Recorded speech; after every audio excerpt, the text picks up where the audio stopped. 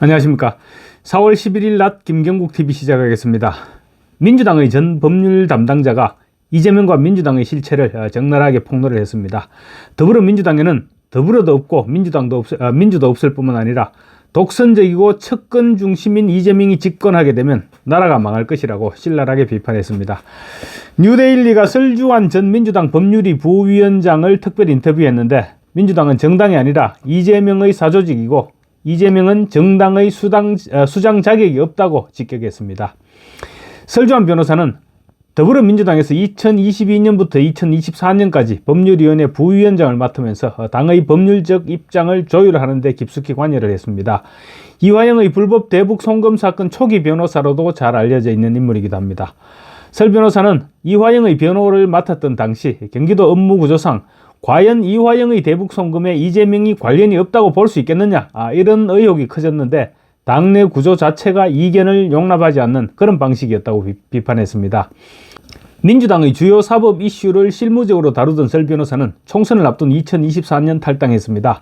그는 자신이 몸담았던 정당을 향해서 이재명 체제가 지속되면 민주주의의 근간이 훼손될 수 있다. 더불어민주당에는 더불어도 없고 민주도 없다라고 직격했습니다. 탈당을 생각하게 된 계기에 대해서 설 변호사는 당이 일극화된 부분이 있어서 다양성이 사라지고 다양한 목소리를 낼 수 없는 내부 시스템이 됐다. 당내에서 개혁은 한계가 있다고 생각했다. 상방울 대북 송금 이화영 전 부지사 사건 변호를 맡으면서 탈당에 대한 마음을 굳혔다고 말했습니다. 민주당의 일극화 구조가 자신이 민주당을 떠난 결정적인 계기가 됐다는 것입니다. 설 변호사는 민주당에 몸담고 있을 때만 해도 당 안에서 변화를 이끌 수 있다고 생각했는데 이재명 체제가 들어서고 나서는 그 균형이 무너졌고 특정 정치인 중심의 당 운영이 되면서 그 사람의 사법 리스크를 정당 전체가 방어하는 모습은 납득이 되지 않았다, 이렇게 얘기를 했습니다. 설 변호사는 이화영의 대북 송금 사건 변호를 맡으면서 이재명이 대한민국의 리더가 되는 것이 맞는지 생각을 많이 하게 됐다고도 말했습니다.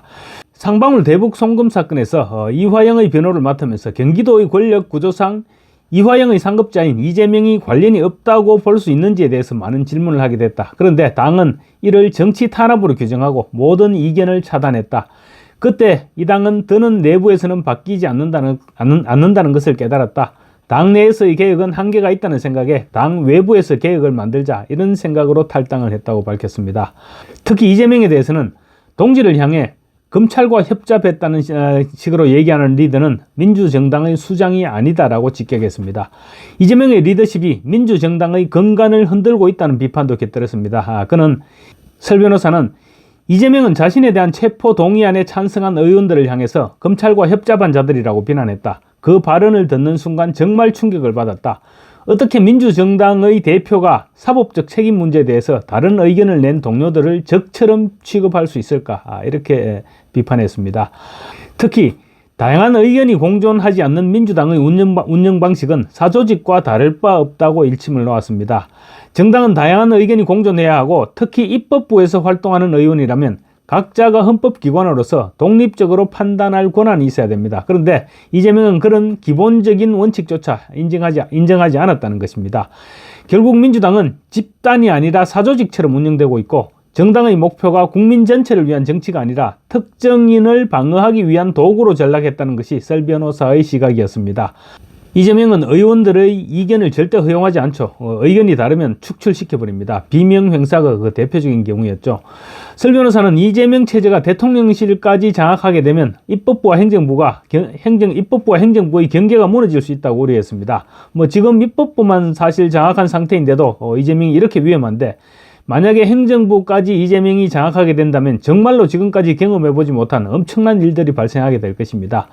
설 변호사는 이재명이 집권하면 가장 우려되는 것은 상권 분립의 붕괴다. 지금도 민주당은 단일 대우 체제로 움직이고 있는데 당내 토론이 사라지고 이견은 배신으로 간주되며 오직 이재명의 입장만이 당론이 되는 그런 구조다. 그런데 여기에 만약에 행정부 권력까지 결합한다면 견제장치가 아예 사라진다. 이렇게 지적을 했습니다. 설 변호사처럼 생각이라는 것을 하고 살아야 되는데 민주당의 지금 배지들, 다선 의원들은 물론이고 검찰 간부까지 지낸 초선 의원들조차 생각이라는 것을 아예 하지 않고 살아가고 있습니다. 도대체 머리는 왜 달고 다니는지 알 수가 없습니다. 하기야 생각을 하다가는 민주당 이재명 체제에서 생각을 하다가는 언제 밀려날지 모른다. 이런 걱정 때문에 생각을 하지 못하고 있는 그런 상황인 것 같습니다. 민주당의 모든 국회의원들은 이미 친명 비명할 것 없이 이재명한테 모두 가스라이팅을 당해서 완전히 공산당과 하나도 다를 바 없는 그런 구조가 되어버린 것입니다. 설 변호사는 이런 상황에서 행정부 권력까지 더해지면 단순한 정권 교체를 넘어서 체제 전환에 가까운 성격을 띠게 될 것이라고 경고했습니다. 그러면서 입법부는 행정부의 정책을 감시하고 조정하는 역할을 해야 되는데 이재명 체제에서는 오히려 행정부의 정치적 이해관계를 입법부가 선도적으로 수행하게 될 것이다. 이렇게 전망하기도 했습니다. 이재명 입법을 만들고 이재명의 사법 리스크를 제거하기 위한 법안들이 본물 터지듯 쏟아질 것입니다. 또 검찰 수사를 막기 위한 형법 개정, 사법부 장악 시도 등은 지금은 정치적 구호로만 보이는 것들이 만약에 이재명이 집권을 하게 되면 그것들이 모두 현실이 되어서 나타날 것입니다. 설 변호사는 그런 것은 단순한 정권 교체가 아니라 체제 전환에 가까운 문제다. 검찰을 무력화시키고 언론을 고소로 틀어막는 체제가 어떻게 위험하지 않을 수 있겠나라고 지적을 했습니다. 이재명의 민주당이 집권을 하게 되면 민주당 1인 독재 정당 차원을 넘어서서 이제 대한민국 체제가 이재명 1인 독재 체제로 전환될 것이다. 그런 우려를 하고 있는 것입니다. 설 변호사는 이재명의 사법 리스크가 단순한 개인 문제가 아니라 민주주의의 원칙을 흔드는 입법 시도와 연결되어 있다고도 설명했습니다. 그는 이재명이 받는 수사는 결코 사소한 게 아니다. 수백억 원대 불법 송금, 정치자금, 배임 혐의 등 중대한 범죄들이 포함되어 있다. 그런데 이런 수사를 정당한 절차로 받아들이기는커녕 아예 정치적 음모로 몰아가고 있다. 더 나아가서 입법부가 그 수사를 막기 위해서 형법을 바꾸려 들었다고 지적했습니다. 이재명 한 사람을 위해서 별도로 법을 만든다는 것이 민주국가에서 상상이나 할 수 있는 일입니까? 그런데 민주당은 그런 이재명을 위한 법을 의원들이 앞다퉈 경쟁적으로 지금 발의하고 있습니다. 독재 정당이 아니면 불가능한 일입니다. 민주당은 진작부터 독재 정당이었던 것입니다. 민주당이 검찰개혁이라는 명분 아래 배임죄를 축소하고 또 허위사실 공표죄를 아예 삭제하려 했습니다. 그런데 이 모든 것이 우연하게 이재명의 혐의와 맞물려 있다는 것은 말이 안 되는 얘기죠. 결국은 이재명의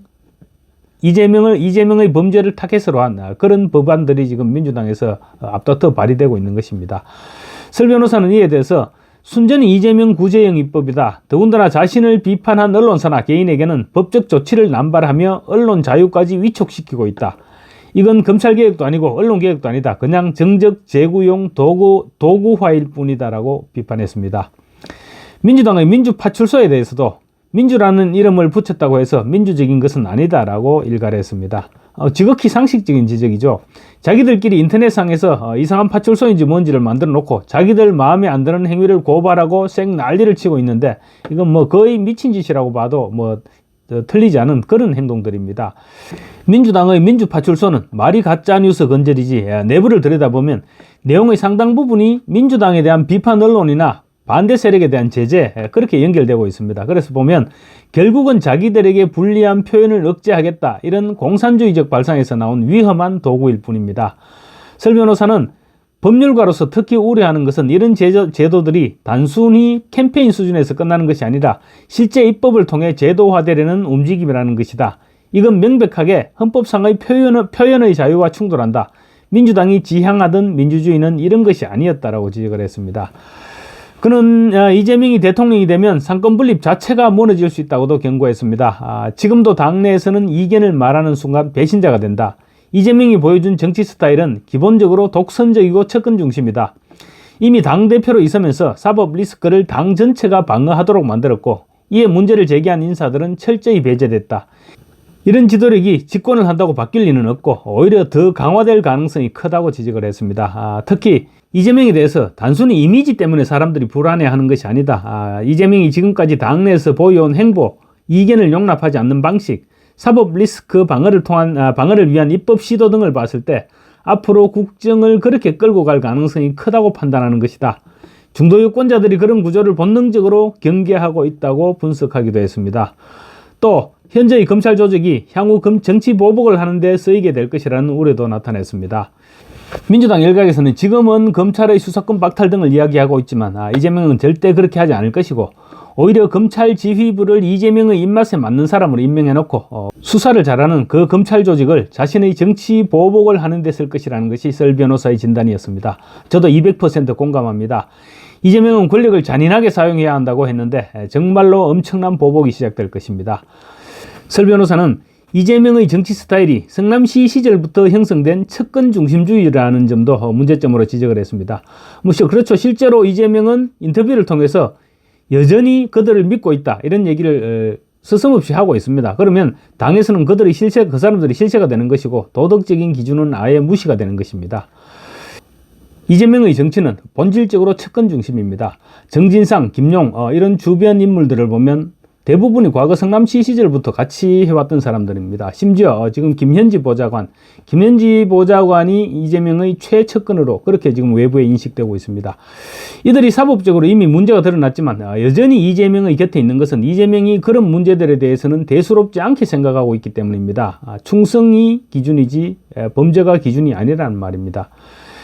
이런 유형의 인간이 만약에 권력의 정점에 오르면 어떤 일이 발생하겠습니까? 인사는 사적 인연으로 결정될 것입니다. 그리고 공적인 조직보다는 사적 충성심에 기반한 비선 조직들이 활기를 치게 될 것입니다. 과거 개발업자들과 사고를 치고도 면죄부를 받은 측근들은 또 다른 비리를 저지르게 될 것입니다. 그렇지만 이재명은 아마도 관여하지 않는다, 나는 모른다, 이런 식으로 측근들을 감싸고 돌 가능성이 높습니다. 그리고 본인 입으로 이재명은 권력은 잔인하게 휘둘려 사용해야 한다고 말했듯이 내란 청산이라는 이름으로 무자비한 정치 보복이 시작될 것입니다. 설주환 변호사는 이런 인사들이 대한민국이라는 거대한 조직을 이끌어가게 된다면 국정의 모든 영역이 오염된다. 법률가로서 저는 그런 미래가 심히 우려된다라고 지적을 했습니다. 저도 전적으로 공감합니다. 그러니 어떻게 하든 무슨 수단을 동원하더라도 이재명이 대통령이 되는 일만큼은 무조건 막아야 되는 것입니다. 감사합니다.